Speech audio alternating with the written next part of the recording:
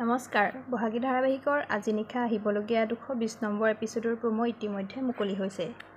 যোৱা খণ্ডত আপোনালোকে দেখিবলৈ পাইছিল যে কিশোৰে মদ খাই আহি সুশীলক কৈছিল পৰীয়ে আপোনাকহে ভাল পায়, ডিভোৰ্স দিব নোৱাৰে বোলে। আৰু পৰীৰ বাবে বহাগীৰ দৰে ভাল ছোৱালী এজনীক জীৱনটো ধ্বংস কৰিলোঁ বুলি কয়। তেতিয়া পৰীয়ে কয়, এতিয়াও দেৰি হোৱা নাই, তোমালোকৰ মাজত সকলো ঠিক কৰি লোৱা।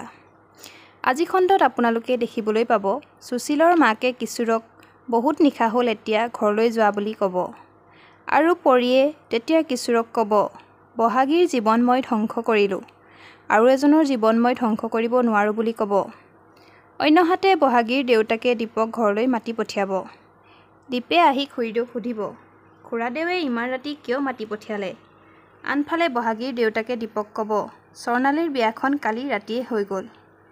বহাগী ধাৰাবাহিকৰ আজি নিশা সম্পূৰ্ণ খণ্ডটো পাবলৈ চেনেলটো ছাবস্ক্ৰাইব কৰি ভিডিঅ'টোত এটা লাইক কৰি দিব। ধন্যবাদ।